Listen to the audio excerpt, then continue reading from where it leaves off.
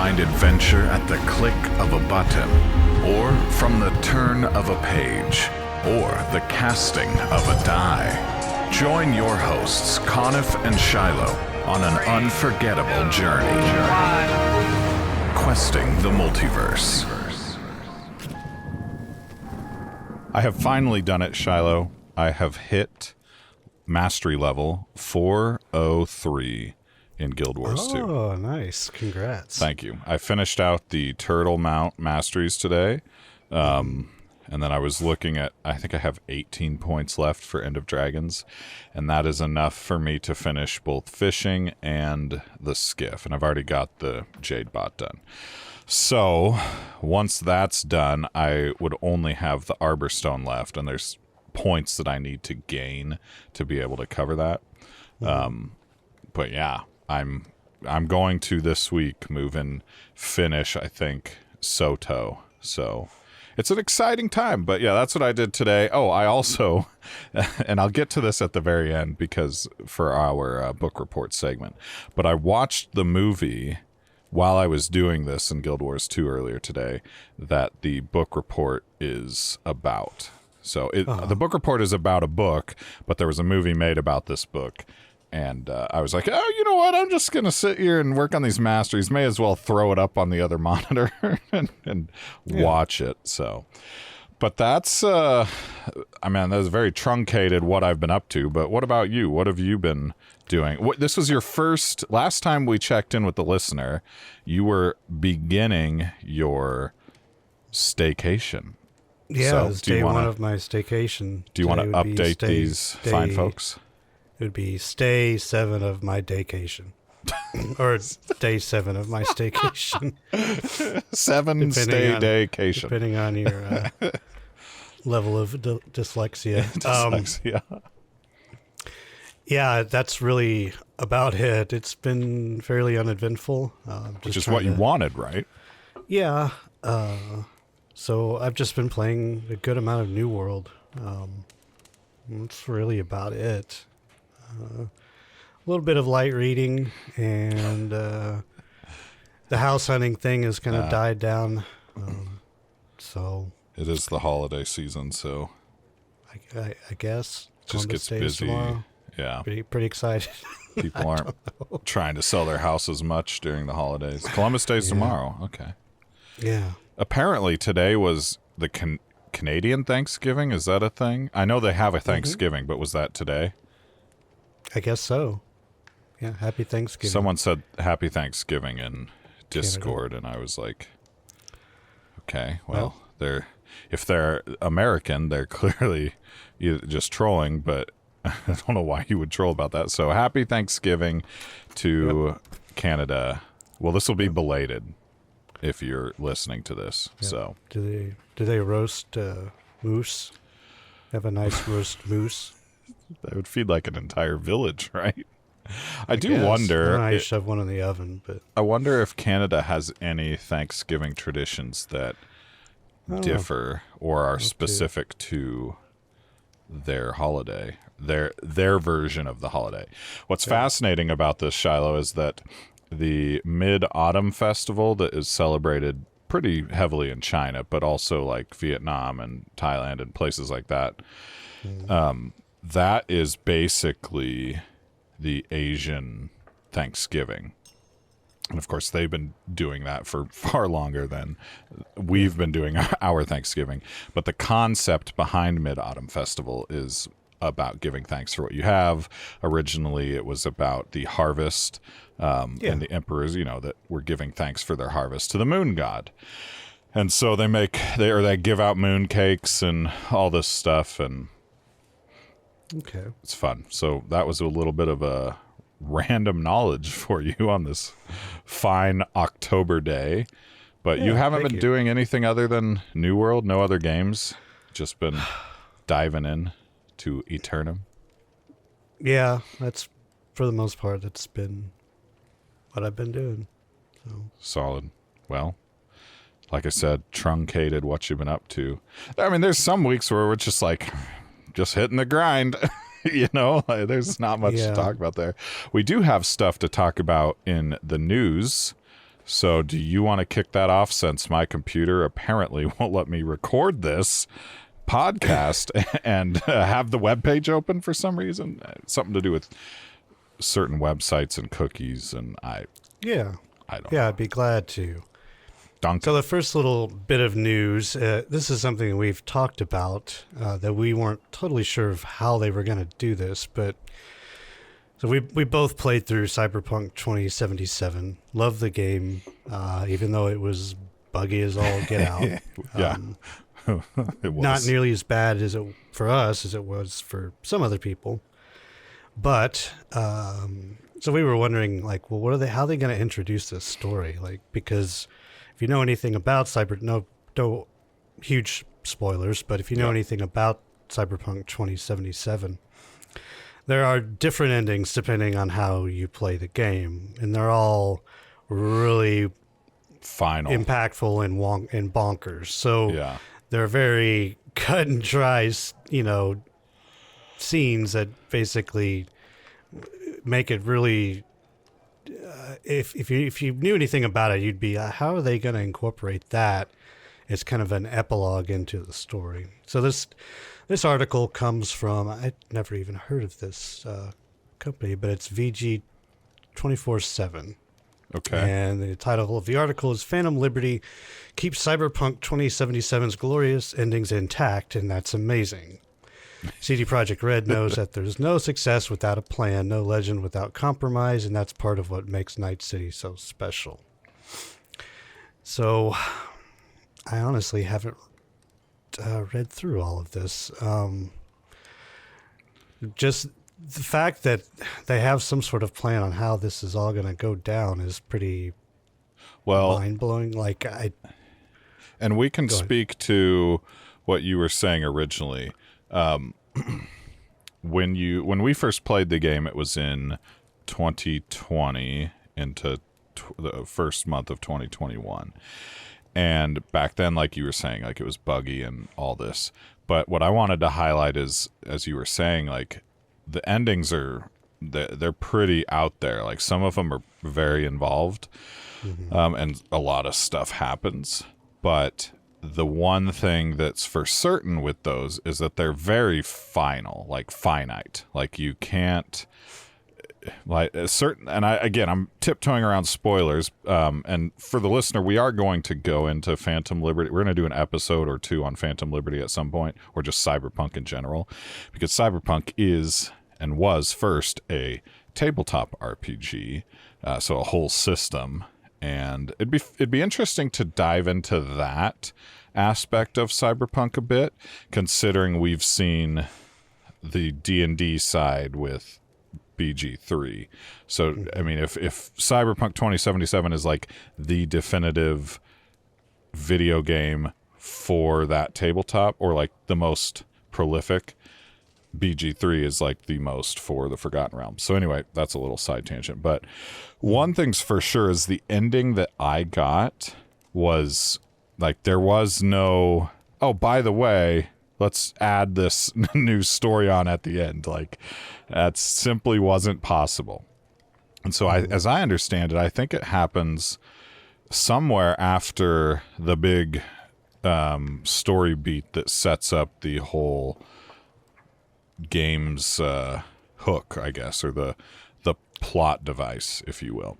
And so it happens at some point after that. You can just dive into Phantom Liberty, and then some of what you do in Phantom Liberty will play into the actual ending you get. Okay. So it sounds like you basically just need to roll up a new character. Yeah, and then well, you have it on Xbox, don't you? I sold my copy.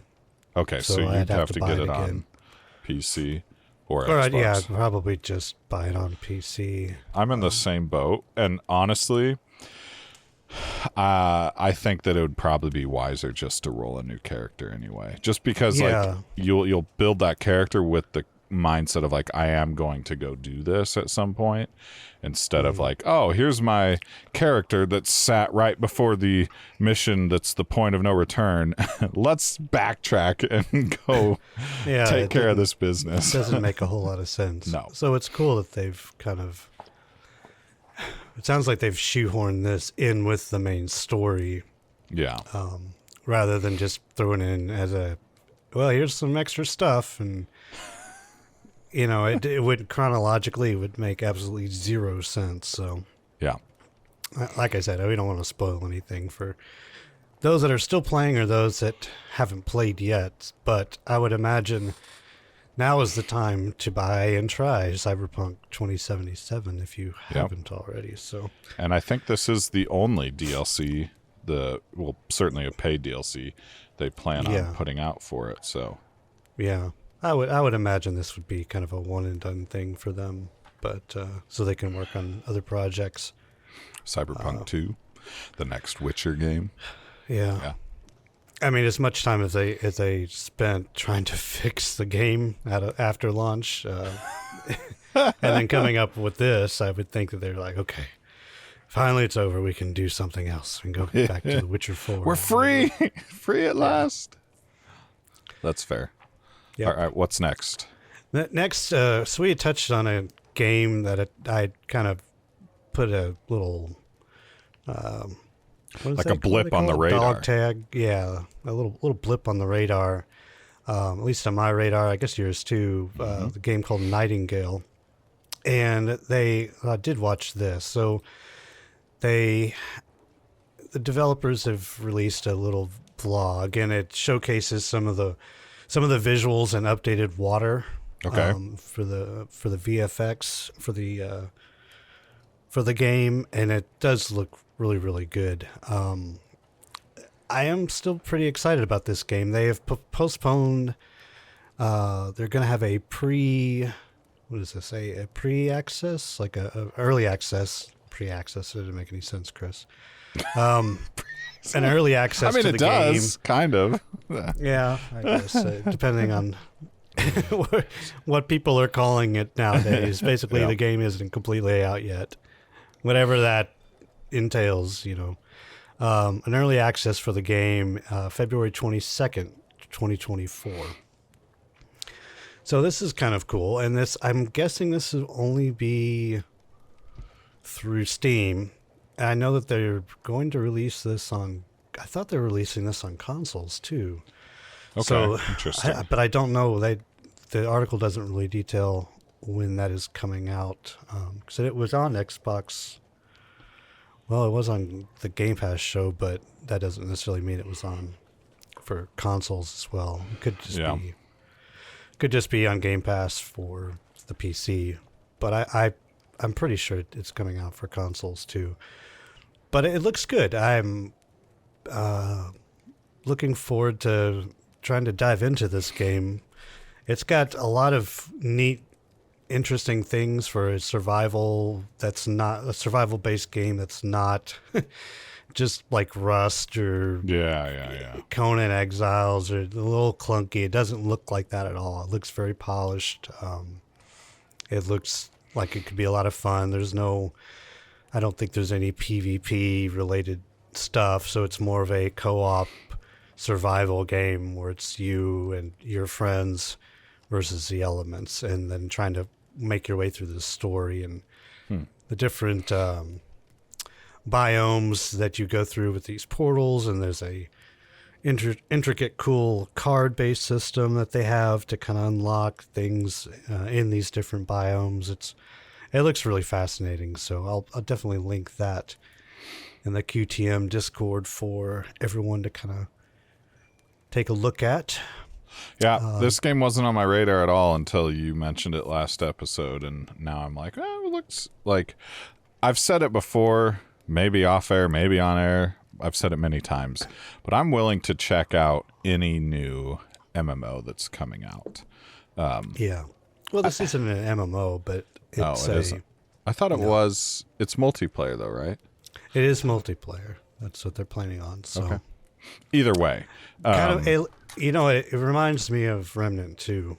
that sort of thing, where it is kind of a up to 4 Oh, people. and we made that comparison last episode, right? With the portals and world connections and stuff. Yeah. Okay. Yeah, it's very Remnant 2 feel, but it with survival and crafting and building as well. So there'll be different elements to the game. So, all right, Stark, since you're listening to this episode, put this game is on he? your radar. Okay, I'm sure he is. If he's not, we'll have words with him.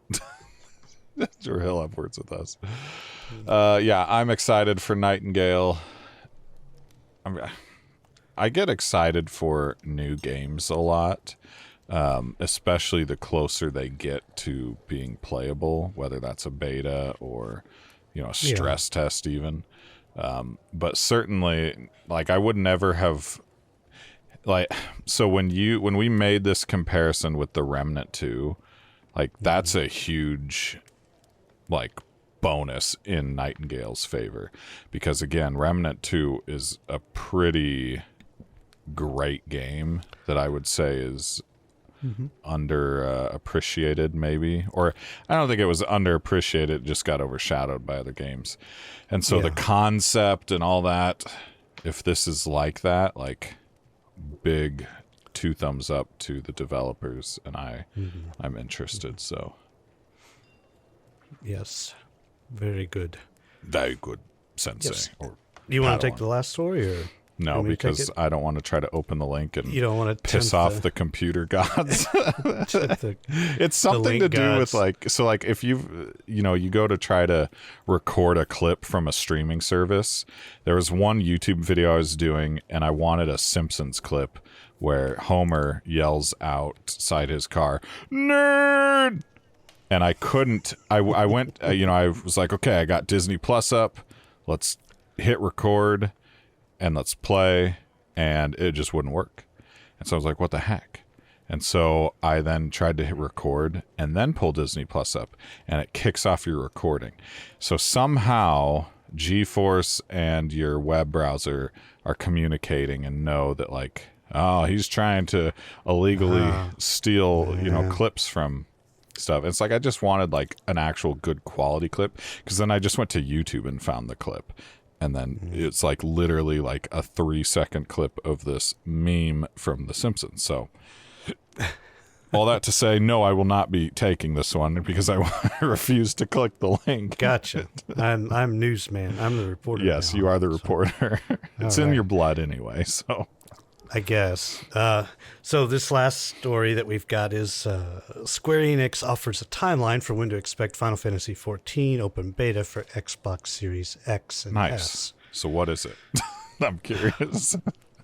That is a little up in the air. Of So, course. of course, with any news article, you get 60% of the time it works. clickbait, and then 100% of the time. Okay, they didn't say anything, but they do unveil a few interesting tidbits of information. Okay.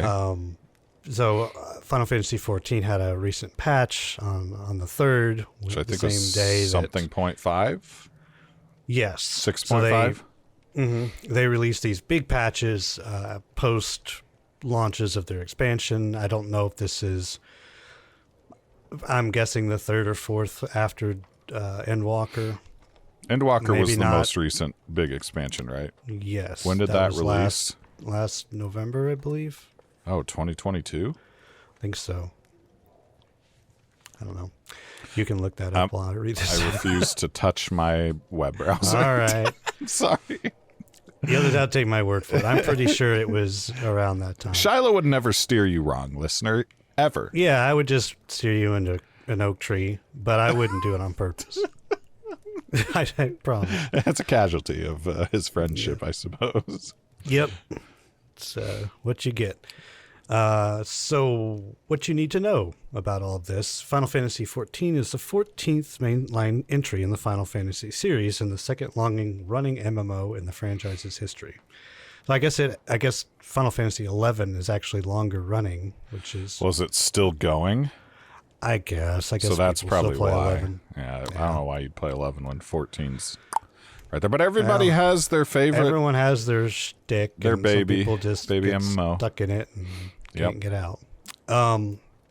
Which is okay, I guess. So, whatever. Or they just don't have the computer to play 14, even though 14 at this point, yeah, whatever. Anyway, so an open beta session for the Xbox Series X and S version of Final Fantasy XIV is set to launch during the patch 6.5 series of Final Fantasy XIV and Walker. Okay. The new patch cycle is to begin on October 3rd, 2023. So, blah, blah, blah, blah. I'm guessing it's next patch is when this is going to come out. So, Tempest was I'm saying... gonna guess January, maybe? Yeah, February? he was saying the beginning of the year. Like they like the next time they do a big Yeah, it's generally a quotes. quarterly patch, I think, is when they go about that, from what I remember. So that's exciting. They'll have like a beta run early next year for Final Wonder Fantasy if that'll be 14 on free. Xbox. Oh, the beta should be. That's what I was thinking. You just have to sign up for it, I'm guessing. I might do that, actually. Yeah, me too. Kind of fun to test it out. Just to test out the Xbox controllers. Who knows? Maybe I end up really liking it, and then I could buy it again for another console, and then I can own all the Final Fantasy. Third time's the charm. So the upcoming Xbox version of Final Fantasy XIV, we've talked about this before, but I don't think we've had a release date. Is set to well, I guess we did. Set to release in the spring. They haven't really announced a full on date for that. My guess would be late March. That seems to be like when you title something spring, it's generally late March. But it could be early April. I don't know. So feature the PC's content from the Realm Reborn up until the latest expansion, Endwalker. So everything will be covered. And then, of course, we did cover that they're releasing a full expansion in 2024 in the summer called Final Fantasy XIV Dawn Trail, which will be exciting. And we'll get to a little bit more of that a little bit later on in the podcast. But so really, in essence, this it's a timeline that we sort of already knew. We didn't know about the open beta coming. That's a surprise. That's kind of surprising. I guess you need to do that. You know, if you're a good developer, you do these sorts of things. So even though they have, which is promising because they have at least the experience of working with PlayStation in the past and putting out their MMO, and it runs really, really well on PlayStation. I'm sure it runs better on a PlayStation 5, but wouldn't know. I didn't have one at the time. It does run really well on a PC, so it'll be interesting to see what they can do and how everything gels on an Xbox. So. Nice. Are you going to try it out for the Xbox, or just going to? Well, I know for sure I'm just going to play on the PC, and we'll get to that later. But if it's offering an open beta, I may do it just for the numbers game, just to see.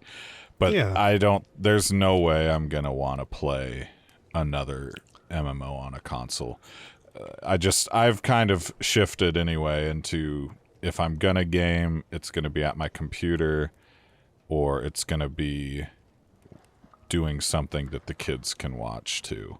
And I don't think there's anything in Final Fantasy XIV that they couldn't watch, at least nothing that I've experienced so far. Maybe later, maybe, I don't know.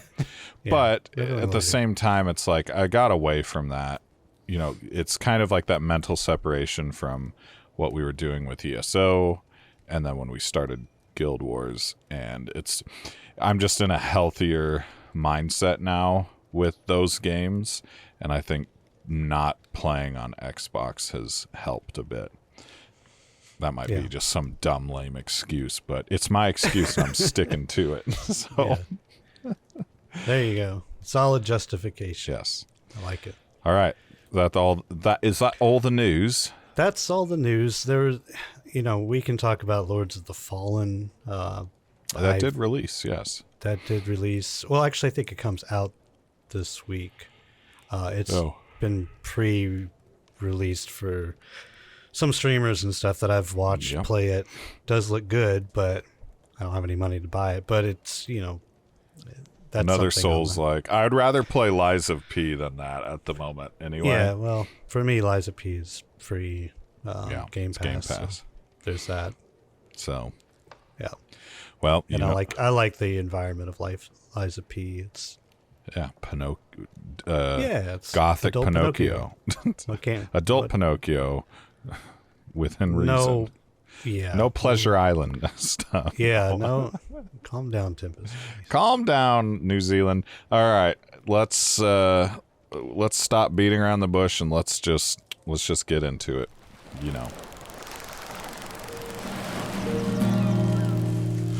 Tell me, have you heard the tale of a land of magic beyond the veil, where ships are lost in search of a pearl, lost in madness their lives. Oh, tell me, have you heard the tale of a land of magic beyond the veil, where ships are lost in search of a pearl, lost in madness their lives. The new world.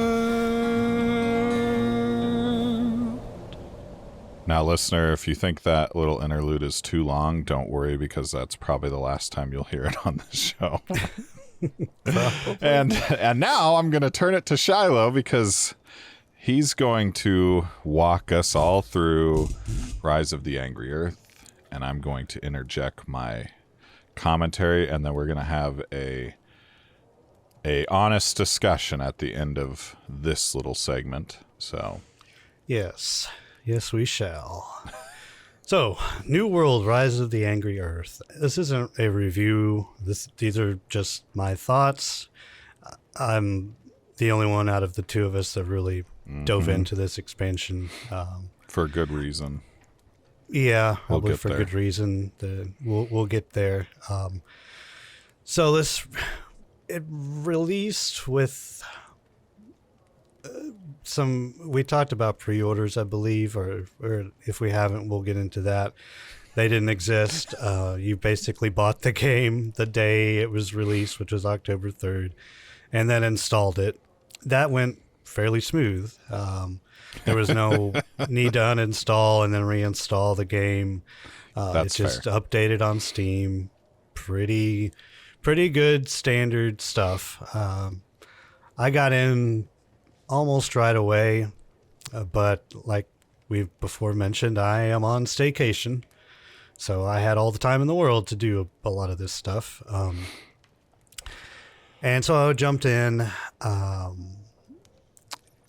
Right off the bat, you got some problems, but we're going to discuss the highlights first, and then we'll get into the lowlights. Well, I do want to give credit where credit's due, so we'll give the game the expansion some praise, and then we will slowly strip that away, flesh by flesh.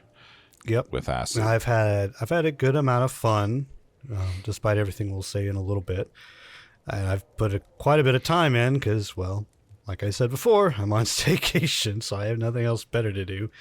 So the biggest highlight for me so far, and I think the reason that a lot of people came back to the game, were mounts. That is something that has been lacking in the game, especially with that type of game where there is a lot of running around.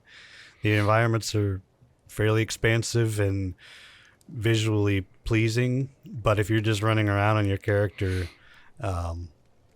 it gets kind of old. Pretty sometimes. boring. Yeah. To the game's credit, they have done a lot to reduce a lot of that running around, because they reduced the Azoth cap, or not cap, but how much it costs to fast travel. So There's you more can kind of jet waypoints. around a little bit easier. Yeah. But there still is some running around, and mounts have definitely helped clear that out a little bit. Minus some derping jump animations, which they're still there in the game. They just don't jump right. They just kind of they just kind of, I don't know how else to describe it. They just don't jump. A wolf doesn't jump like a wolf would jump, very graceful. A horse doesn't, jump like a horse jumps, and a lion sure as hell doesn't jump like a lion would jump. I don't know if lions do jump, actually. I'm I sure guess they do They're when they're pretty big. Attacking a nice gazelle. It seems like, yeah, I guess they do. Yeah. Pounce? Yeah. A lion pounce, maybe? Yeah, they pounce. I don't think they really just like jump up straight. That'd be funny though. So the Elysian Wild Zone is actually pretty terrific. It's very Vardenfell-esque. Okay, which was like your you would- favorite zone in all of Elder Scrolls. So It's a lot more. area. It's a lot more jungle Okay, than that's good. Vardenfell. There's Well, for me, that's good. there's Angry Earth, obviously. It's in the title, duh. But they've added gorillas and crocodiles, which before they only had alligators. So now you got crocodiles and alligators. Really exciting, but it's not really all that exciting. Yeah, it's a really well done zone, and the story is actually really, really good, which is kind of not necessarily surprising because my playthrough has been fairly good with story. They added some cutscenes and some little bit of voiceover work, although it's not Okay. Baldur's Gate, level. Nothing will be. That's what these developers warned us about, is having our It's expectations. true. We got this measuring stick now. It was inevitable. Put away the measuring stick, especially for MMOs. It's just not really fair. But yeah, it's still there. I still got my measuring stick, and I Yeah, don't wanna I'm put it still away. going to use it. I'm a but it is- consumer, not a, someone who's controlling the. Yeah. I guess I am controlling it with my wallet, but But the story is actually very, very good, and you level very quickly from 60 to 65 if you just stick with the quest, or even if you don't stick with the main story quest, you just level up pretty fast. They didn't want to make the game very grindy from 60 to 65. Like, yeah. I guess they figured, what's the point? You're already there. Just everyone just do stuff and enjoy the game and get to 65, and then you can go on and do your max level stuff and get your work on your power leveling, your gear, and do all the other stuff the game has to offer. So Weevil, I guess good on them. our good friend Weevil, he's been saying that the leveling is super quick, especially the mounts too. I guess leveling the mounts is really fast. Yeah, because they just you do your first little series of quests, and then it almost immediately bumps you up to like 100. Oh, And wow. then you do, like, I'm at 220 something, I think, on mine. I still have like the last little bit of quests to do that basically take you on this weird, psychotic, just weird routes from like the Elysium Wilds all the way back up to Brimstone. And it's like, I'm like, it hurts my brain to try to figure out these little roads, because you can't really go as the crow flies, because you're going to run into mountains, you're going to run into elite enemies, and you have to kind of map your way as you're going. So I got really close on getting one of them done, but I just need to really spend some more time with it. I failed a couple of them, and I just put it away for now. But Gotcha. so the one thing I really did like about the story are they've added, and they did this in Brimstone, were these solo progression things. So I don't remember this. Actually, I do remember they had this a little bit in the main story where you go in, it's like you versus the boss, and it's kind of an interactive little scene. And then it's like fight, and then you go in, and it's just mano y mano, and it was a lot of fun. They're fairly challenging. I know some people have had problems with them. I didn't at all, and I don't know if I can credit Elden Ring for that. Maybe, probably. VMA, all those. VMA, and yeah. I guess I have some of that you were to thank pro for that. Maelstrom Arena person, so Yeah, or partaker. and Vadishran and all that stuff. But it was still a challenge. I had to be on my toes, and watch cooldowns and do all that stuff. But it was I really like it. The one thing I don't like about this, and I've heard this on I think Baggins TV, that he's a New World streamer that I've been watching for Twitch drops, and his content is all over YouTube. It's really, really good. And he's a UK streamer, but he had mentioned this too. It's like they went through all this trouble to make these really, really cool, fun soul trials that are interesting and fun to do, but you do them once, and it's a one and done thing. Like you can't go back and do them for any kind of thing. You know, it seems like they could add them to some sort of week. Like you could do a weekly soul trial and get a reward out of doing that, like some sort of reward. I don't know. They don't have to make it too grand or grandiose, but just something that you could do for XP, and maybe make it do it a little bit harder each time, and you can kind of get better rewards as it goes along. It just seems like a waste of assets. Like you just do it once for the story, and it's fun and it's cool, but then that's it. You don't ever do it again. It's not, and they don't offer it as part of an expedition or anything, or even like part of an expedition. It's just, this is just part of the story, and then once you're done with it, that's it. See, that game needs a leaderboard, and then you could do like all those soul trials again for a leaderboard score or something. Have like all the soul trials for Brimstone and put them back to back to back, so you have like almost like an arena format. Yep. And then do that for the same thing for Elysian Wilds. It would be, there you go. Such brilliant ideas coming from somewhere other than the AGS somewhere other than Amazon office. Studio. So they removed the expertise in Banes from gear, which was a big plus in a lot of people's minds. I don't know anyone that really advocated expertise as a good thing. It was very convoluted, didn't make any sense. Banes are just one of those things, like you needed multiple pieces of gear to get through high-end mutation content, and other than that, you didn't really ever use it. So they've removed all of that. The flail is actually a lot of fun to use. Okay. It's not a huge DPS-based weapon, but I think it'll be... I'm putting it on my tank build. With a shield? My tanks, yeah, with a flail and a shield. And I've been running it just to help level it as a part of my healer build with a life staff and then a flail and shield on the back bar. For a healer, I don't know if it's completely viable in a lot of like really high-end content, because you're generally you take a hit because you don't want to be in light armor up in people's faces as a healer swinging a flail around some of this stuff. So we'll see. But new dungeon system I have written down. You did the new dungeon. The mutations.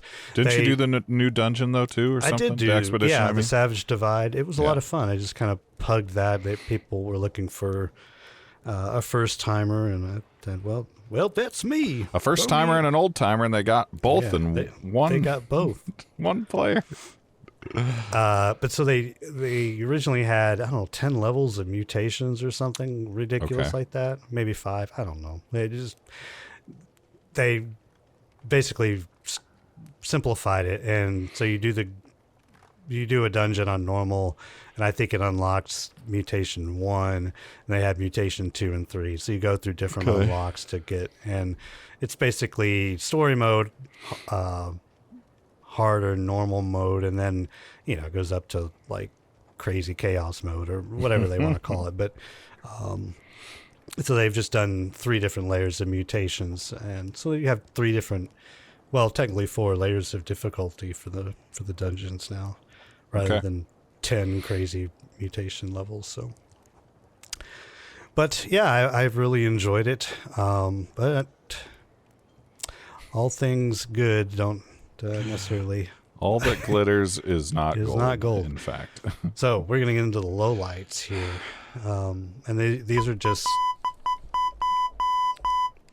That's me cussing, I guess. No, I didn't do a lot of that. That's me. Oh, that's you cussing. Biggest problem, server queues. So the server that I play on, we all end up playing on, was Maramama, something like that. Something with at least 2 M's in it. Yes, 2 M's and 2 A's. Molasses Ma. It Mima.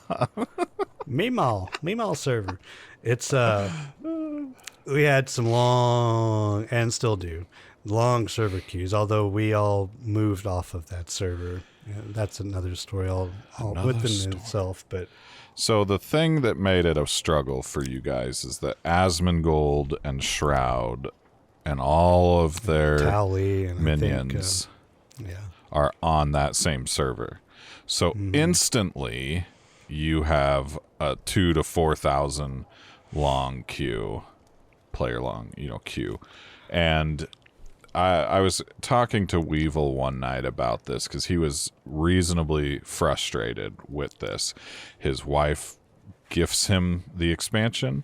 He's been loving the game. All he wants to do is play the game. And boom, 4,529th in queue or something. Yeah. And so he's lamenting about this, and I'm like, I just feel bad for him. And then I'm like, you know what, too? Like, not just you, but there are people on that server who maybe couldn't afford the expansion, couldn't afford, or just don't have the time to want to dive into that, so they didn't buy it. They can't even play the game on their server because of an expansion they don't own. Is brought all these people back. So, yeah. Continue, or I will get lost in the sauce. Yeah. No, yeah, it's mind-boggling. The area-specific population density, even if you got on the server, would sometimes boot you. So my first mount quest, there were so many people congregated in one area. I could get the quest. You get the quest. You go and find this horse. You feed it some oats or whatever. Yeah. Tasty biddles or whatever they call them, and then you go back. You turn it in, and he kind of rewards you with the horse. Typical MMO stuff. So the first order of business, you get on your horse, and they send you off this little race. I'm like, all right, race. That'll be fun. Yeah. So it's not really a race. You just have to kind of get through checkpoint to checkpoint in a certain amount of time, and then get to the end. And it's kind of a one big loop-de-loop. It's pretty simplistic, although it does take you a good distance. But so you get back to it kind of takes you back to the starting area where you turn in the quest. And when you get back to the starting area, you're like getting to the end of the race, and then you hit this large mushroom cloud of other players, and it's so densely packed that the game immediately boots you and then puts you in the next adjacent town, so you can't finish the race. So the only way for me to actually finish the race was to circumvent that large mushroom cloud of idiots and then end the race and then try to get the next race and then, get the hell out of Dodge was basically my order of business.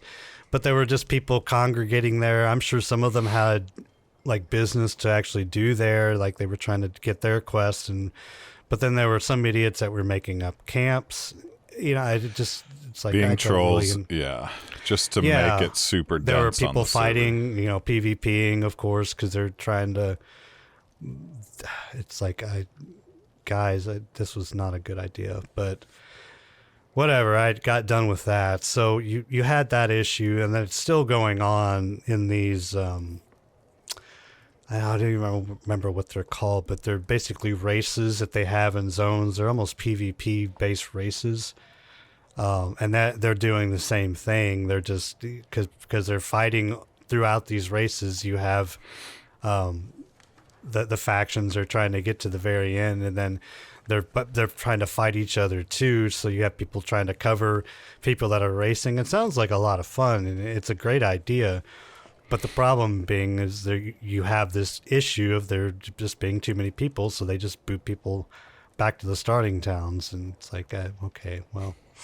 So I got to work on that. If they do, I don't know. You have quest item grabs with cooldowns. This is never a good idea. This was something that I know early MMOs struggled with. Like, you go out and find this, and then you grab it, and then it disappears from the world until it respawns, and the next player, that has the quest will come by and grab it, and then they'll be able to do their quest. Well, when you have all these people pouring in with a 2-minute timer on something that they need to get done, guess what happens? You have a line that goes all the way back to Terre Haute, to quote the Christmas story. It's actually a line that Ralphie says in that. But you have these line in it to the player bases. Kudos to them, because they were actually forming single file lines to turn in these quests. So I was kind of shocked at that. They were like very orderly. People were like, "Hey, get to the back of the line." And I'm like, "Oh no, this is not good. Like, this bad design." Yeah. But I'd expect something like that out of 2005 RuneScape. yeah, Not these something are- in a 2023 MMO that's literally had 2 decades or more of MMO design to MMO learn from. design learning. I mean, I know that I'm sure EverQuest and EverQuest 2 and probably early vanilla WoW and all the in RuneScape and all these games have had these types of errors that they just didn't really account for. They're basically rookie mistakes, and Amazon seems like they just keep doing this. And one of the biggest ones was just not offering any pre-orders. Like that, to me, that is trying to take some sort of inventory of like, okay, we have this many pre-orders. Okay, well, maybe we can, if we have this many pre-orders and then we double that, that will probably be at least the minimum of what we can expect to come into launch.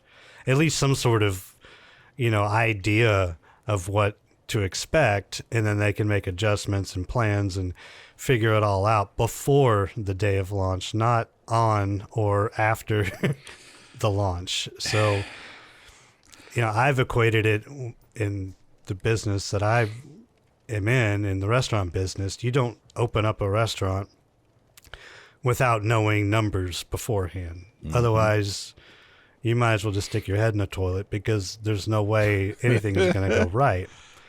That's why restaurants that will have kind of staged,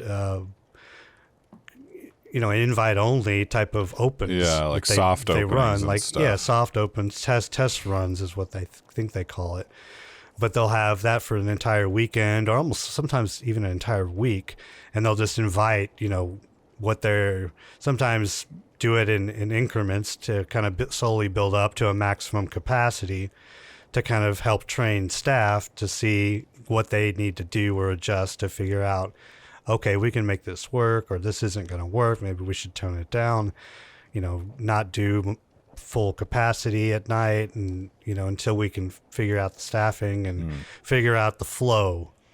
And they just open the doors and just let anyone with flip-flops and a t-shirt into the restaurant, and just said, well, to hell with it. We'll just, let it fly and see what happens. And now look what's happened. So it's not good. They've opened up a couple of new East Coast servers to kind of combat it. Our group of players decided, well, we're just going to transfer, which is a $15 charge to transfer over. Not quite WoW's $25, I believe. I think Stark was saying it's $25 to that transfer effect. to WoW, but it's not quite that, but it's still $15 that people have to pay. Amazon should technically pay us to do that, but we figured we'd try to beat the bullet. For a problem they have caused. Right. They should just offer these. That would have been at least some sort of a solution. Like, if you guys want to switch, here's a transfer token. We'll have a cap on certain servers. So if you can't transfer to the one of these other servers, we'll open up a new one or something, some sort of way to figure out how to balance out these servers. But just a mess. I'm still playing. The new server that we transferred to will have a queue of maybe 200 at the most, but it's over and done with in 15, 20 minutes. This is at peak times from what I've experienced. The old server, Maramamamamama, was, there were times where it was 4,000. Which is nasty. Which is just insane. The only other MMO that I've played where I was in a queue for a good amount of time was Final Fantasy XIV. that was right before Endwalker, and that's a big MMO. It's not New World. It's a big MMO, and there was a lot of people, but they did a lot of maintenance on that. They cut sales for Endwalker because Yeah. of it. They had to do a lot of trimming of the bushery, as it were. Well, and to they figure out how to- communicated what was happening. They were very transparent. Yeah, they're very transparent. Amazon just not really transparent so far. They've offered up some stuff. They've done some. I forgot to mention that season 3 pass didn't work properly, and they're still trying to figure that out. Like I have some things that I've done. The story of season 3 that have not been checked off to update that. Yeah. All in all, a really good expansion with a not the worst launch I've ever seen in MMO. I can't think of the last one. I probably blocked that out of my memory. Morrowind, as much as I love that expansion, had a lot of crap going down with it, especially on console. I had shadow people for seemed like a good year in Vivek City. But yeah, it wasn't good. It's still not great. Now there's a little bit of lag. I know Cash was experiencing that, and just caused him to be like, I don't know what to do. And it's still noticeable, still playable for me. Maybe I'm just kind of used to poor performances on stuff. I don't know. Maybe I just have a tolerance that and a good amount of patience for this kind of stuff. But it's not the best in the world. Those are my closing thoughts, I suppose. I'll just end it on a pseudo tepid pace. Yeah, I that's all I got. Before I begin, I do want to say that the game, while not for me, like I really need something with a crazy involved story and characters with that you can develop deep emotional connections to.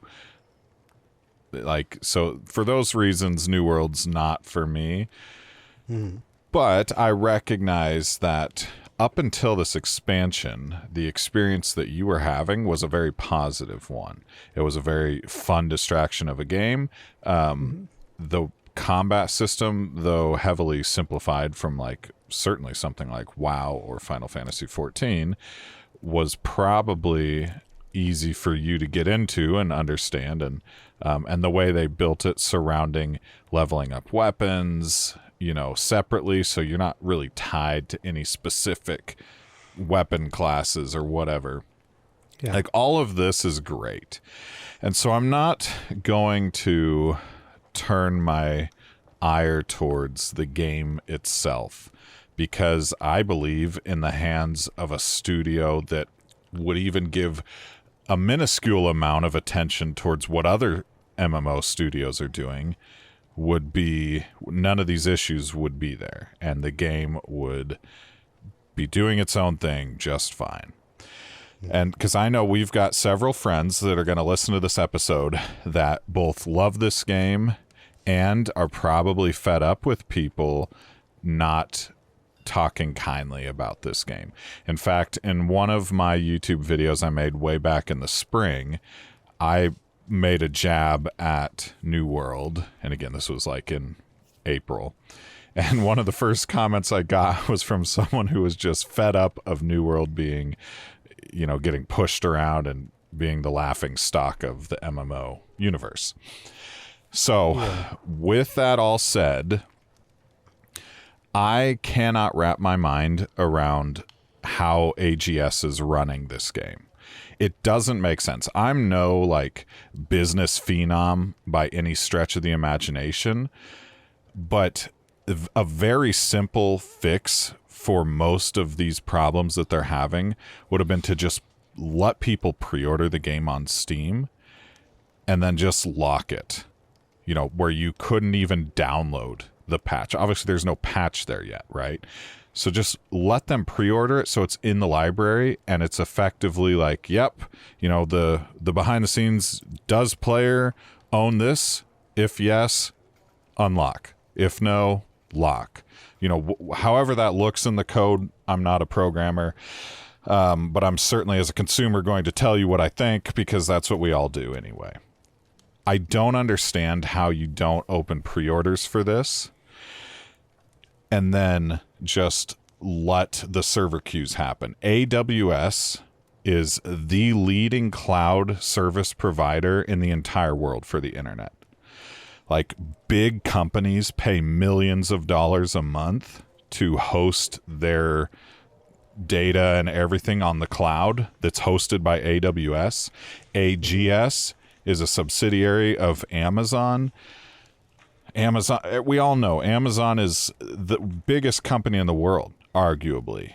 And I don't get how the biggest company in the world that lives and dies by data and numbers would not want to know the data of how many people are wanting to pre-order this game, preload it, whatever however they work it up. And you can't tell me that a company that can develop this game cannot find a solution to a preload, pre-order scenario.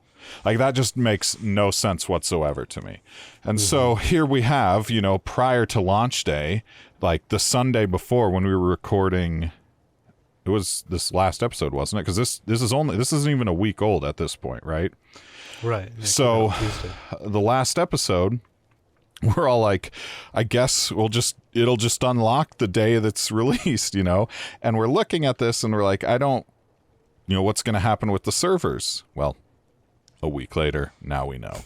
And in my mind, it's like, if you put pre-orders, you will then have the data of how many people have bought it and added it to their collection, which will give you an indication of how many more players you can possibly expect to see. And that will give you a strategy to either add servers, up player count, whatever, to where queues and all this is not a thing. It's as if they learned nothing from their launch, because when the game launched, there were queues that were like 10,000 deep at times, and they had to add a massive amount of servers. Mm-hmm. And it made sense, right? You give them a pass for that because it's launch. It's a brand new game. You really, for that, even if you have a ton of people in beta, like, you don't know how successful it's going to be. But now you can see every single person who's got the game in Steam. I'm sure that data's there. You would be able to see how many people are going to pre-order this expansion or pre-order the package that's the Game Plus expansion. Yep. And then you'd have that data going into this expansion launch, and then you'd be able to say, okay, we need to up the player count on each server by 1,000 people, at least for the first few weeks. But maybe their servers can't handle it. And then I say, well, who are you using? Because your parent company, is literally the king of internet services at this point. No, but we use Bill Ted's Stream Shop down the road. I guess. I guess that's what they're using. I don't really understand it. You would think in this time of analytics, like it's everywhere nowadays. Like, it's in the NFL, whether good or bad, whatever. People use analytics for anything, and they could have. There's some brain nerd at Amazon that could take some sort of the just see take the Steam numbers, for instance, and just say, okay, these are the number of people that own New World. Because that's a very basic thing to analyze. It's the only time they've ever charged for anything for the game itself is the actual game New World. This is their first paid expansion. So you just take that number and then take a percentage of, well, these are the number of active players, and maybe it's only, I don't even know 10%. What that number would be, 10%, 15% Who knows? People are actively playing. you raise that number up to maybe say 40, 50, I don't know, whatever high end number you need to come up with. And then you just take pre-orders and you add that number to that number, or figure out, okay, well, these people own the game, and then these people are, since it was a package deal, then you would know, okay, these are new players that want to play the expansion. So you just add that on top of that, and you just come up with a number, and then figure out, okay, well, our number is a little high, and this is something you do weeks in advance, not the day of. Months in advance, even. Yeah. Yeah, you don't procrastinate on this. So, and then if the numbers look, excessively high, you figure out, well, okay, we're going to need to open up some new servers. So let's offer some players a free transfer token. Yes, I was going to say that. Like, literally just I could have told you this. Give everyone a refresh, or however it works, 2 free transfers, a region transfer and a server transfer. Just preemptively. That's not going to... Surely they're not making so much money on that, unless that was the plan the whole time, is to, no, we're not going to do that, because we know people, we're creating this problem, and we've sold the solution that is server transfers at $15 a pop. Yeah. And if so, then that's just scummy. So I think they were leery of, because they had to do that for the initial launch, was create all these new servers. People moved to all these new servers. Then the game started to kind of go south, or not. People started to lose interest. Mm-hmm. Then the player pops went down for these lower pop servers, and people had no one to play with, and so they left the game, or they just transferred back to the high pop server. And then you had these dead servers that they had to erase, and then they had to, but they have to figure out something. It's not the player's fault that they want to play the game, and they're just being jostled around in these. They're trying to get into the amusement park, and the amusement park is just trying to, well, why not Epcot Center? Why don't you go over here? And it's like that. And you've doesn't got necessarily work 10,000 people. My kid's been screaming to ride Space Mountain. Yeah, like that. You can't necessarily do that with people, but yeah. I don't know. I don't know what they're going to do. At this point, I'm just playing because I'm playing, and it's been fun for me. Mm-hmm. I've gone through the content. I don't know if I'll stay with it for any long period of time. For now, it's been fun. But it's not a good look going forward. They need to do a lot to kind of cement people's faith in them, and I don't know if that's ever going to happen. So, well, it's like, fool me once, shame on you, shame on me, right? Fool me once, shame on you, or fool me twice, shame on you. I don't even know the dumb analogy. I don't know that. Yeah, and so it's like, this is the second time this has happened with this game. And it's like, it shouldn't happen 2 times. You should learn from it. Again, pre-orders would have saved it. But this is kind of delving into also my issue with this type of server setup for these type of games. Like the whole, like, having specific servers that you, like, is your home world, your home server, that your character's on, that has its own community, its own guilds and clans and everything. Like I don't care what people think. That's a thing of the past. This isn't 2004. That worked in 2004 because people logged into World of Warcraft or other games with this, because to play with their friends and to interact with their friends. Discord didn't exist. If there were voice programs like Ventrilo, most people didn't have good headsets, good microphone setups, so voice chat wasn't a thing, and you weren't able to hang out with your friends and play a variety of different games. Well, now in 2023, every single person that plays games has, whether on console or on computer, has a free Discord or free, like, in the case of Xbox, like party chat. You don't even need to be playing the same game to communicate anymore. And for many of us, especially nowadays, we'll have like 4 people in Discord, each one of us is playing a different game, but we're still communicating, hanging out, chatting. And so the MMOs have shifted as a whole. And so this whole concept of like, yeah, like my server is Ferguson's Crossing, which I think is ours for Guild Wars 2. Mm-hmm. And that server, like the only people I'm going to be seeing in Tyria are other people on Ferguson's Crossing. That concept, it just can't work anymore. We've got streamers with millions of followers. Okay, so now any server then streamers didn't exist in 2004. You know why? Because YouTube didn't exist even. So it's like you've got all these things, and the system that New World designed for their server, they're like, yes, that worked for World of Warcraft. Yeah, it worked over 20 years ago almost.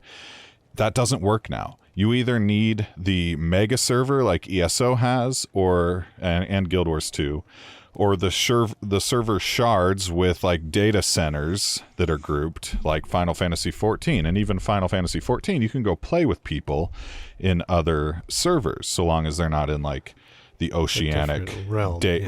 Whatever they call it. And so I don't get it.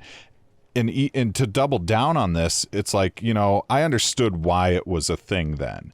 Like, you might have extremely fond memories of playing with so-and-so's guild on so-and-so server in a game back in the day. And it was a legendary guild on that server because everybody knew their name. They raced, all the raids and everything, blah, blah, blah, blah. But it just doesn't work now. And it's proven because you can, like, Metalis, our good friend, he's been playing Guild Wars 2 forever, and he knows guilds by name. And it's a mega server. And so it's just, you learn these things, like, that community is built no matter what. You don't need specific servers to do so.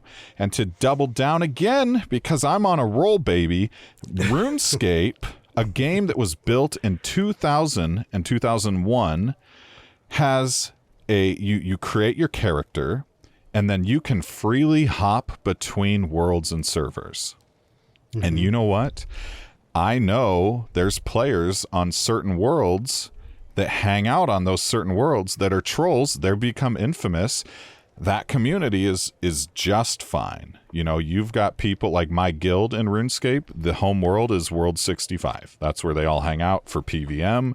That's where they hang out for parties and whatever else, right? And so they figured it out. You just tie your character to like the server, and then it's free to travel to all these different worlds. And then you can set up different worlds that are focused on different activities. So World 2 is the trade world. World 65 is a low population nothing server, which is why they go PVM there, because there's no lag.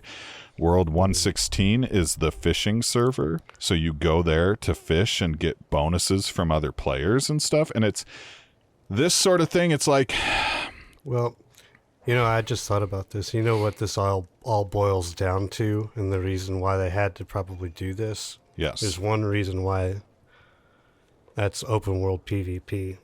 And I agree. So I was going to get there, but the problem is, like you're saying, not just open world PvP, but New World wasn't built in a way that you could have mega servers because of the controlling of the towns, the wars. And so mass chaos. All the things that I just ranted about, like, they wouldn't work for the type of game that New World is trying to be. Mm-hmm. I still think that doing the specific servers is a dumb idea. But at the same time, if you are intent on having this open world PvP, these, player or clan or I guess company driven economies and town ownership and everything, great. But then you have to do something. You have to solve your server queues and your server problems a different way. In my opinion, like, I think the game, like, that doesn't interest me anyway, like the PvP aspect of it. We do have a good friend, Ardeth, who loves PvP. and he loves PvP in New World. And so I think in his case, like, everything I just ranted about with servers, like, it wouldn't make sense. Yeah. Well, if you had open world PvP and ESO on a mega server, it wouldn't work. That too. So I understand. I figure, yeah, but you're exactly right. Like it still doesn't. They have to figure out something. Like, obviously, you can't open up PvE only servers because then the game mechanics don't work. Like, the factions don't make any sense, and so I don't know. But they have to figure it out. Yes, and so it's not on me. To me, the solution is just add more servers and give everyone free transfers, especially the first few weeks after an expansion, or up the player count on server. And if the answer to all those things is, well, we can't do a player count because the delicate balance of companies on it's like, okay, well, then add more servers and do free transfers. And then if it's like, well, we don't want to just have servers and then delete them, it's like, okay, you're making excuses, but the problem is still here. You have people who paid $30 or $60 for this game plus expansion that want to play on the world that their friends are already on, and none of them can play the game because they're sitting in 4,000 person queues at 7 p.m. on a Tuesday night. Yeah. It's not my problem to solve, but I tell you what, I voted I wasn't going to get the expansion, so you lost my $30. How many more people did the exact same thing? How many, if they were able to handle all this and it was fine, if all of you would have gotten in, had zero problems, they learned and made quest items instanced instead of you have to wait in a virtual line, and you guys were having the time of your life, I probably would have bought the expansion. But literally the same day that it releases, all these issues just instantly come back, and I was like the grandpa with the flashbacks of Vietnam in his head, and just like, yeah, nope, can't do it.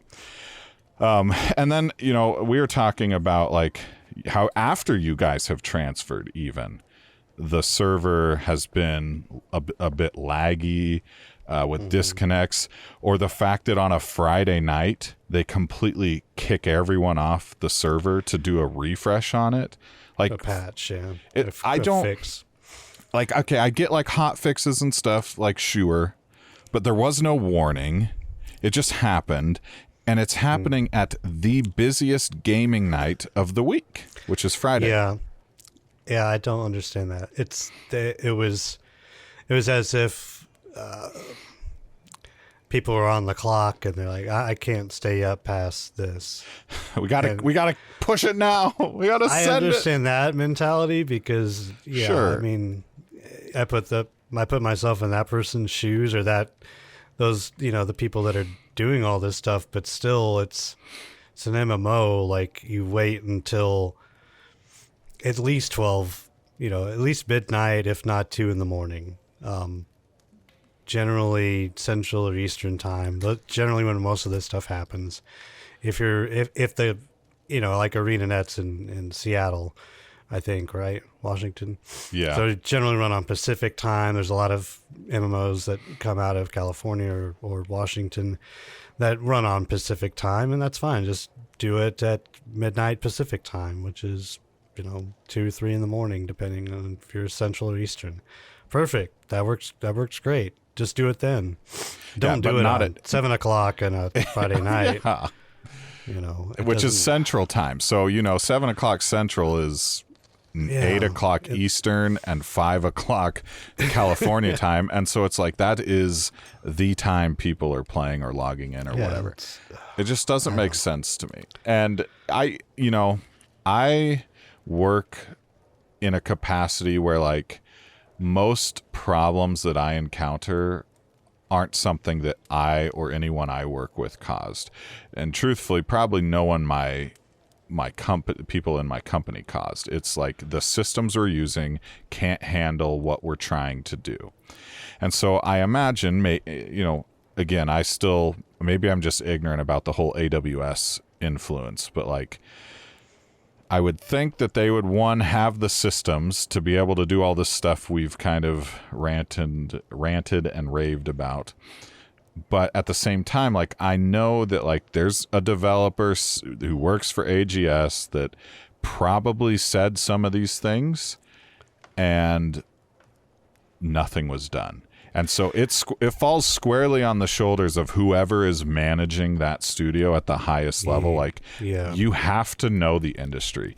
There is no shame in, and you don't even have, like, it's not insider knowledge. You're not like cheating or, you know, spying on the competition.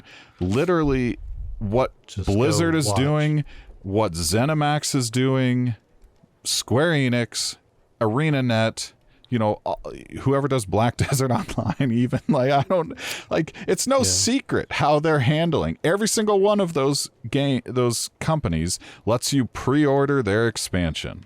That should have been step number one. Pre-order Rise of the Angry Earth. From that, you can get all the data you need to make a wise business decision on how you're going to handle possible server queues. And then that way, if you don't do anything right away, you have the data, and then when the problem arises, you have potential solutions already sorted out. And you can be like, okay, we weren't sure if we were going to get a queue. Surprise, some of our biggest, like the servers that we already knew were locked to new transfers or new characters or whatever, have 4,000 person queues. Boom, we planned for this. Here's our solution. And guess what? If you just communicate this stuff too, you'll be in the good graces of players. That, you know, like, I do have to shout out Intrepid Studios. Their game's not even playable, and they are very transparent in its creation, you know, and how they're going about it. And I would be shocked if when the game released, they all of a sudden stopped communicating. So you already know that when Ashes does come out, you know, that they've built that habit of good communication with the player base. So, yeah.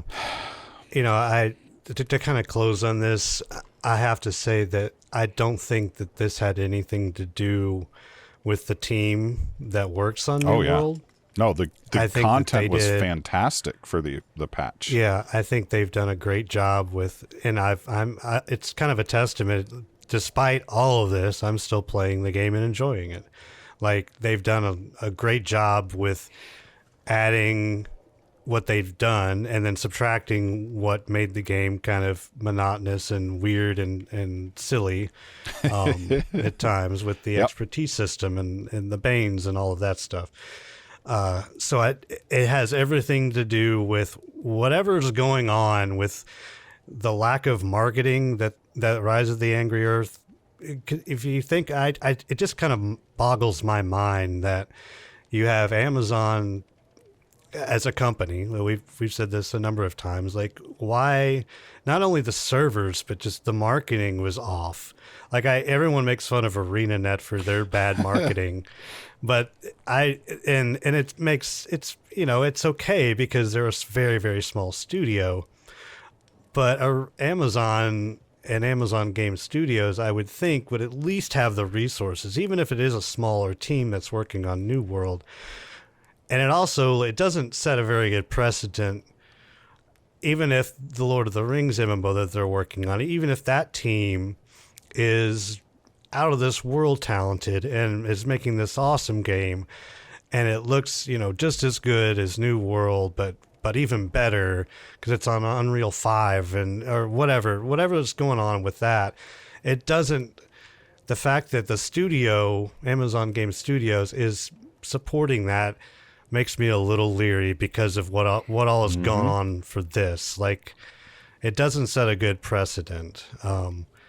So I think that I don't know how to fix all that, and it's not my job to fix it. I'm the consumer, so I'm just here to kind of offer what I think. Just help the studio out by doing all the things that we just mentioned, and it's fairly common sense. Like, study the competition. Number one, know what they're doing. It benefits you as as the marketing team or as the studio to add a little extra if you pre-order.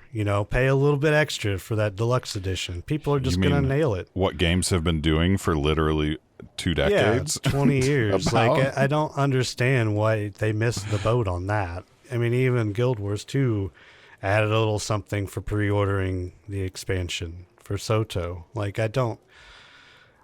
It boggles the mind. But anyway, let's move on because I'm done talking about it, and I'm probably pretty sure you are. I have one last thing to add, and Okay. it's simply it goes to with what you were saying with the Lord of the Rings one, and the marketing. I did see a lot of Instagram ads for Rise of the Angry Earth and some other like Twitter ads and stuff. So they were there, and certainly better than ANET does with Guild Wars 2. Yeah, they just kind of like hide under the radar. But it's the game, whoever is directing the game, like the content wise, like making those decisions. Yes, this goes in. Yes, this does. Or no, this doesn't. They're doing fine. The content and the quality of life changes that are in Rise of the Angry Earth are what a lot of people, I may not have played it, but they're what a lot of people have been asking for since day one. So from that perspective, that direction, it's doing great. It's whoever is in charge of the infrastructure and the networking and all that, like, get out of here. You have to do better. Like you can't think that this is a good outcome. And it's just not an intelligent one to not want that data. I don't know who, and again, I'm just an ignorant, dumb consumer who has just spent the past 25 years playing games and diving into this hobby from the consumer side. So I know what people like, and I know what people don't like. And the way this was handled, people don't like. So, and like you said, it does not bode well for the Lord of the Rings MMO that they're working on. Like that, if they took this game, like a lot of us think, and it's like the trial test run for the Lord of the Rings MMO, and they put Lord of the Rings characters and story and narrative into it, I think it could be a really good game.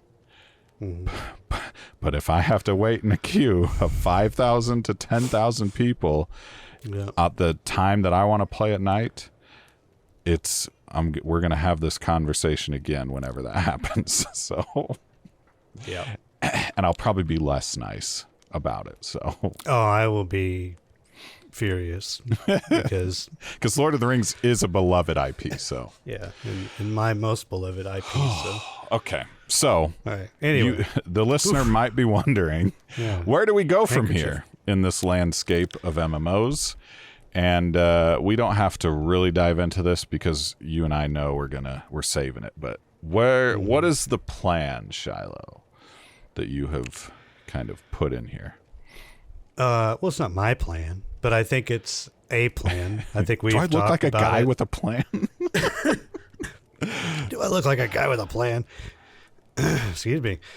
I think we've talked about it, and I think our eventual delve back into Eorzea is about to happen.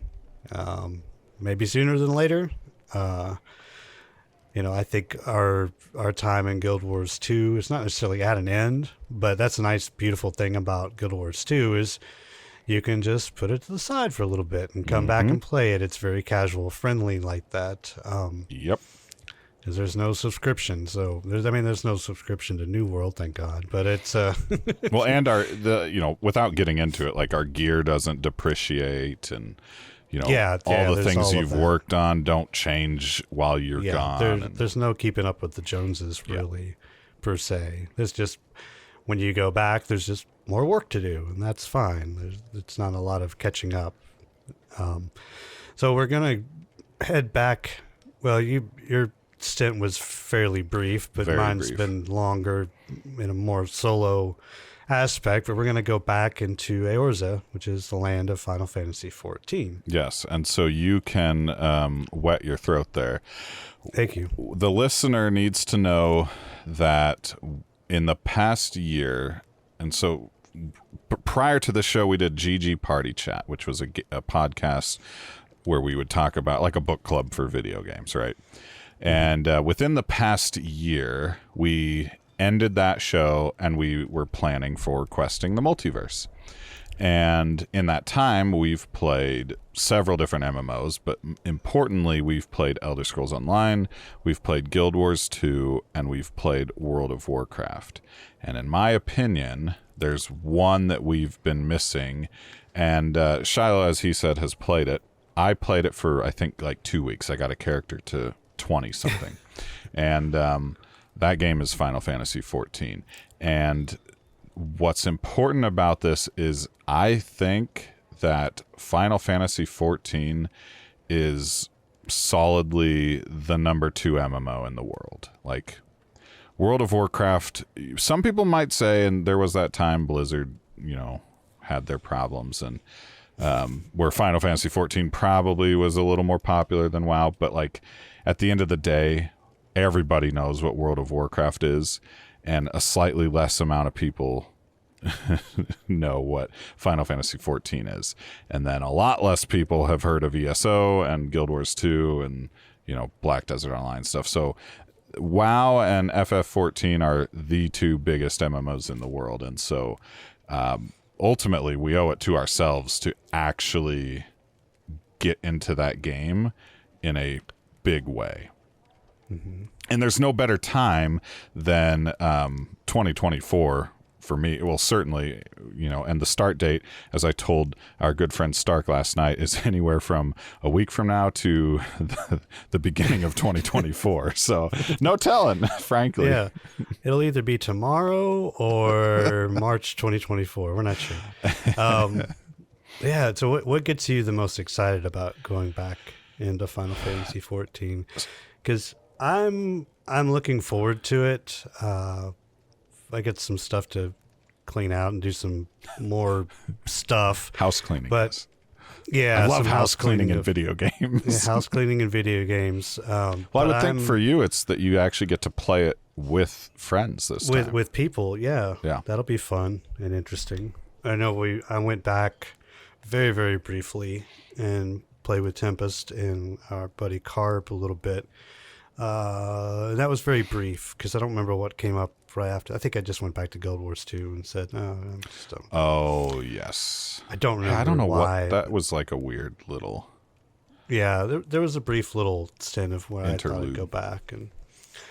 But I have a lot of unfinished business to do. I had gotten all the way up to Shadowbringers and then just kind of fell off. I think I ended up going back to ESO for the High Isle expansion or something like that for some reason. I don't know.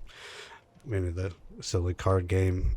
And so I have that. I have Endwalker to get through and then all story content. And you have all of the story content pretty much. So I've been telling Tempest this, and if you're a first-time listener, Tempest is our dear friend from New Zealand who loves Final Fantasy 14 more than food and all sorts of stuff, probably. Yeah, me. And more than Shiloh, for sure. And what I've been telling him is that World of Warcraft is a good game, and there is a remnant of that whole like old school mentality in it where people are RPing and just hanging out in like Stormwind or whatever city is the main hub. And I look at Final Fantasy 14 and I see that same thing, yet I felt like it's been nurtured this whole time the game's been out. And of course the game is not 20 years old like WoW, it's only 10. But from what I've seen, a lot of people treat Final Fantasy 14 like an old school MMO where you log in to hang out with your friends. Maybe you go to the casino, chocobo race. I learned that there's literally 2-hour weddings that you can pay for in that game. What? That's mind-blowing. But, so I look at all this and I'm like, okay, I played ESO, and very quickly I realized the purpose was to just grind in-game content. You grind in-game content to get the gear so you can grind harder in-game content. That's the purpose of that game. A lot of people will say, no, well, you know, the lore of Elder Scrolls is very good, and sure, but they don't do a good job of rewarding that content in ESO. They do a great job of creating hard content in ESO. Guild Wars 2, the whole game is just this long, casual journey where you play at your own pace. Your gear doesn't depreciate, all this. But Final Fantasy 14, I look at it on the outside looking in, and I know there's a big raid scene, you know, and all that. But, like, I think it was we watched the show Dad of Light on Netflix, and I was like, yes, I want that for me. And I just want to be like, I want to get into an MMO. The best part of an MMO is when you're playing it for the first time, and it's all exciting and new, and you're learning everything.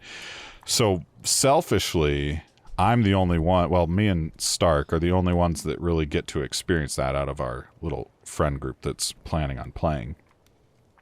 But beyond that, I'm just excited to see what this world of Eorzea that so many people are infatuated with is all about. So it's kind of the gist of it. Well, you had mentioned that you really just need a game with like full rich stories, characters that you care about. That is pretty much the MO of the MMO of Final Fantasy 14. Multiplayer, rich story online. It's a RPG first and an MMO kind of built on top of that. So you're really going to get... you may not like some of the characters right off the bat.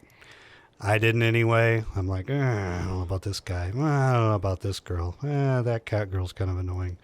But eventually they really grow on you, and they develop as characters throughout this story, and it's not real.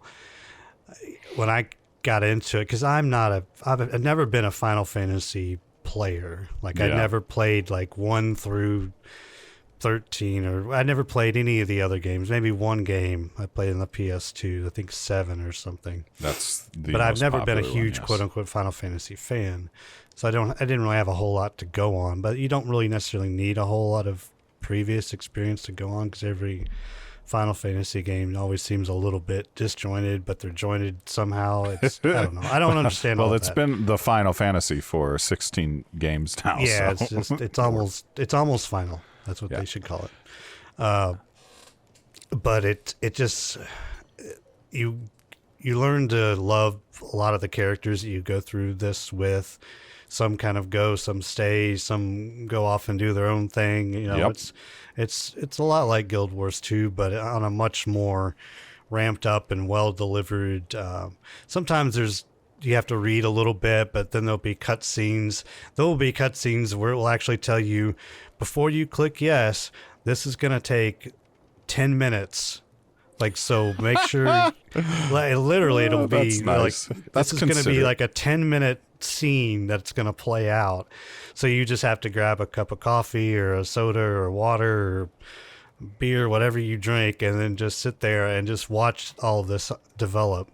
And then you come back to, and you're like, oh yeah, I got to touch my mouse again. I gotta play this game. I got to play the game again. But it really kind of sets the tone, and it will kind of drop you back in, and you'll be like, whoa, okay, that just happened. Now I got to do this. You know, it's done really, really well. But you're gonna love it. That's what I'm trying to say. That's where it's important to me. So I like MMOs for 2 reasons. First, that it's a multiplayer game. And like we've said before, you know, the old school MMO was focused on giving a virtual world for people to hang out in when there weren't alternatives.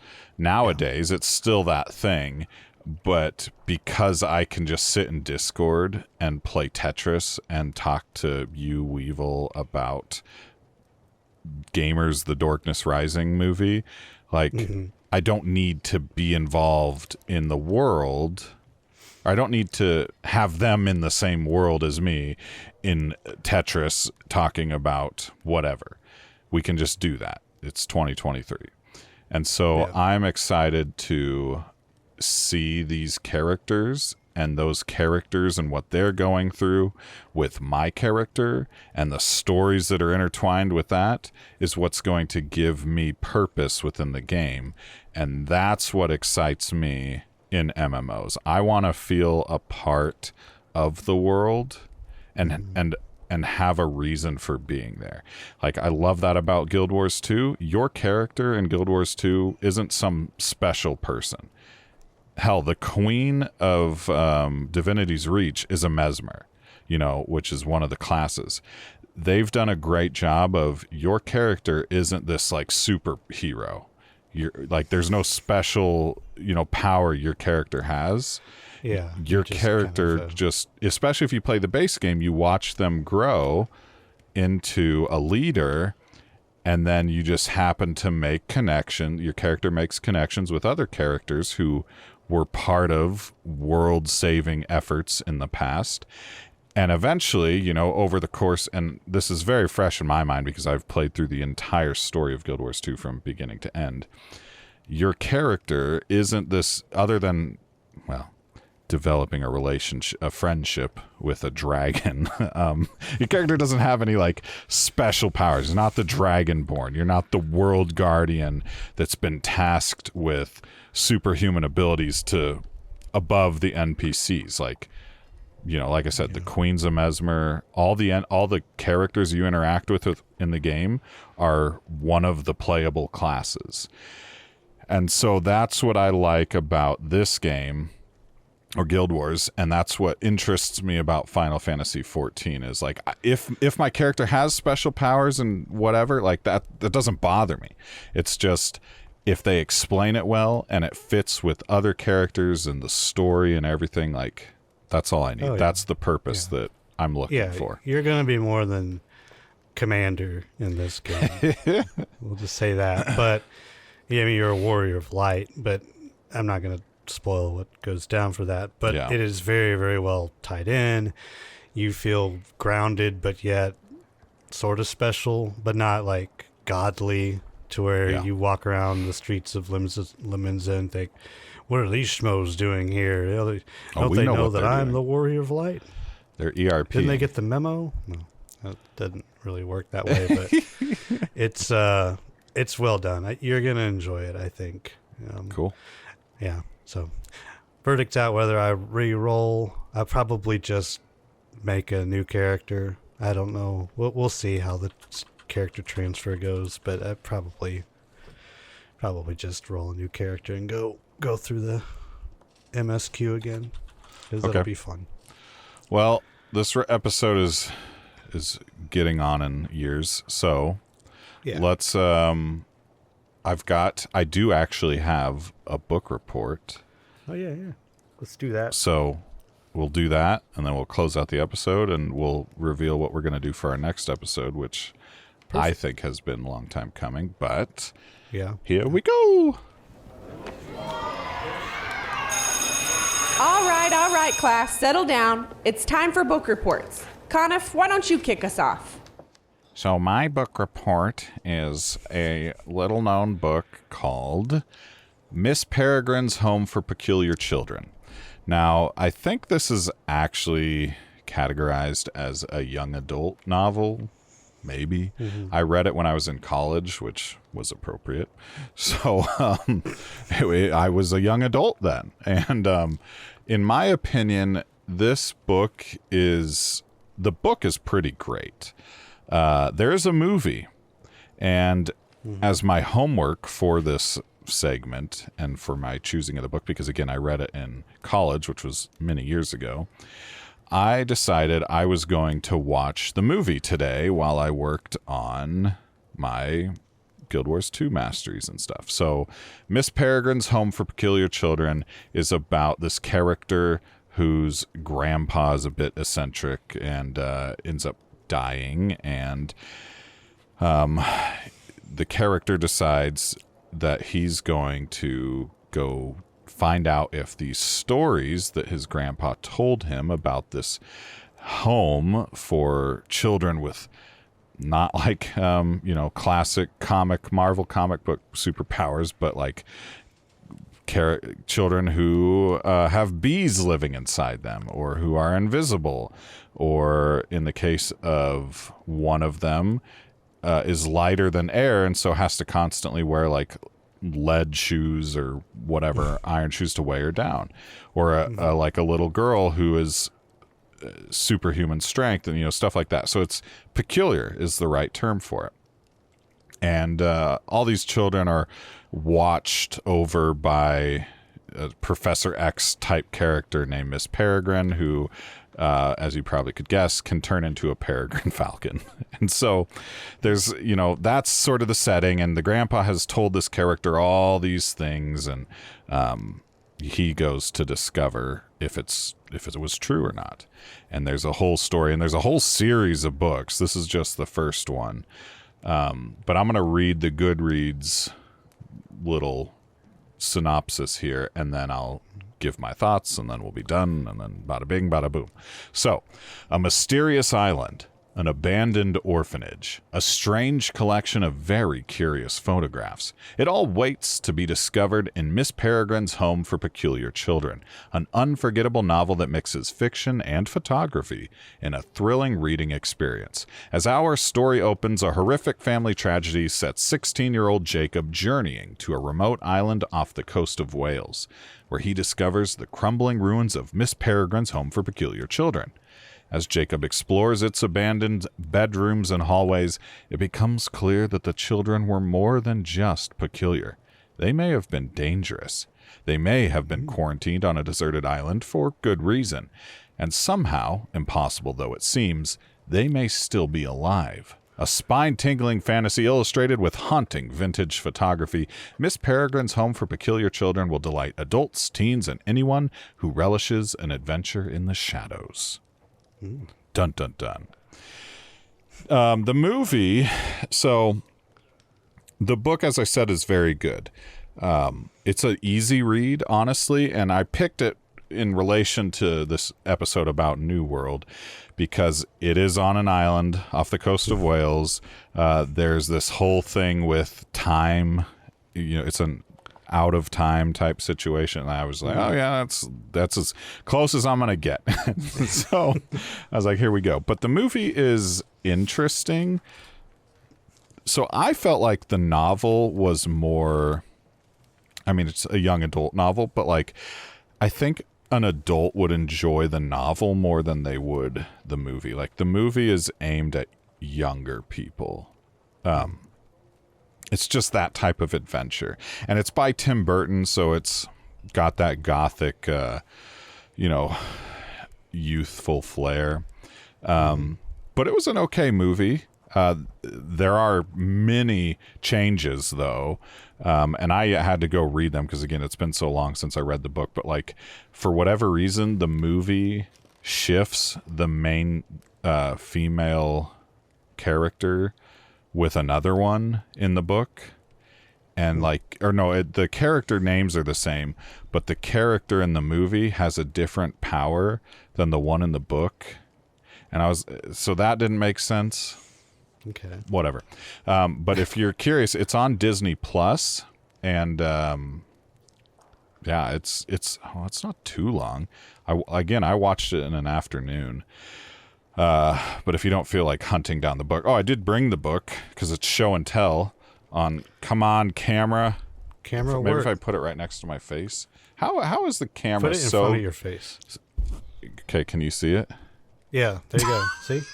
It's funny how the blur is like, nope, but surprise. Yep. But what's curious about it is, we're going to run to this. Let's see if I can find one. Let me just find one, and then so this is for the YouTube audience. Oh, that's a weird one.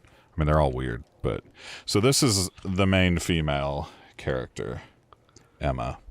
So there's all these photos throughout, and for our Spotify listeners, it's a picture of a character holding fire in their hands, and obviously the only light is from the fire. So the dude with the bees is on this side, and then here's some like creepy twins. Let's see if I can defeat the blur. Is it working? No, not yet. There you go. Stupid blur. So anyway, they intermingled these weird vintage photographs throughout the book, and I think it's easy to say like, okay, this book was the author had or found all these weird old school vintage photos, and the idea for the book came to be. But with that said, the premise is very interesting and it's well written, I think. And I am planning on reading this maybe this year. I don't know. Because I do have the second book that I haven't read yet sitting on my bookshelf. Who wrote it? Who's the author? Ransom Riggs is his name. Okay. I should have just led with that, right? But yeah, the second book is called Hollow City. Yeah, I mean, I guess Ransom Riggs is the author of the Sherlock Holmes Handbook and Talking Pictures, a collection of found photographs. He lives in L.A. This is his first novel, so. Interesting. Yeah. Reminds me of the premise for Umbrella Academy to a degree. Have you ever seen that? No, but I've It was a comic heard about it. series, but they've made a Netflix show out of it. It's odd, but it's pretty good. Well, it is Very good. Similar concept. I'd say you could watch the movie without having read the book.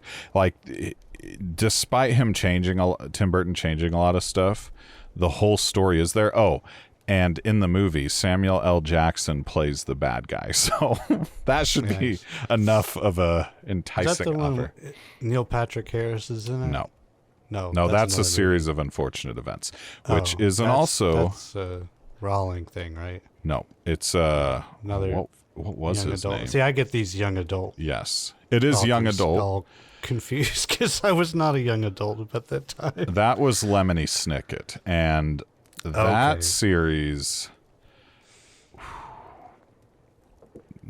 there's a lot to unpack there, frankly. I mean, it's let's like not get into 13 that right books long, and yeah, I'm not going to get into it. But so yeah, Miss Peregrine's Home for Peculiar Children. If you want a really easy sort of modern fantasy book to read, this is a decent one, especially if you've got maybe like a teenager or Yeah. excuse me, Have I'm a dying. read together. Have a little book club. Yeah. Teenage book club. And then you can watch the movie. So Yeah. that's all I got. All right. Next episode, before I cue up the outro, we are finally going to take a look back at our entire time with Guild Wars 2. And the reason we're doing this now is because I will have finished all of the story, literally all the story in the game. Shiloh's done that. Both of us are above mastery level 400, which while we might not be max, I think we still got like 100. I have 111 to go. When you get above 400, you've seen 90% of the game. Good amount. Yeah. Yeah. We've done fractals, we've done PvP, we've done a raid, which One raid. Yeah. one raid. We've done pretty much everything. We've seen all of the events. And so next episode, we're going to basically, and this is all we're doing in the next episode, we're going to have a conversation back and forth of our experience from day one, what happened, why we got into it, all the way up until the episode, ultimately. And it will be unlike this episode, which was rather Polarizing. polarizing. This will be a very positive and more of like a nostalgic look, because even though it's only been really a year, like some of the stuff we were doing, like we knew and we were doing a year ago, is just like we've grown as a player so much. So it's going to be, you have any thoughts on that before I? No, I'm really looking forward to it. It's Yeah. probably my favorite MMO that I've played ever, maybe. I don't know. It's hard my to really- number one. Yeah. I mean, it's up there. If not number one, it's number two, but probably number one. Might always will be till something else comes out. But it's for what it is, I think. Hopefully, a lot of people listen to it and give Guild Wars 2 a shot, because it's a very well done game. Yep. Well, So, looking forward to it. that is going to do it for this episode. Thank you for hanging out, listening to our ranting on the way New World has been handled. Just all sorts of things. And we hope to see you or hear from you or have you listen to the next episode. So, peace. Bye, everyone. Peace. Peace.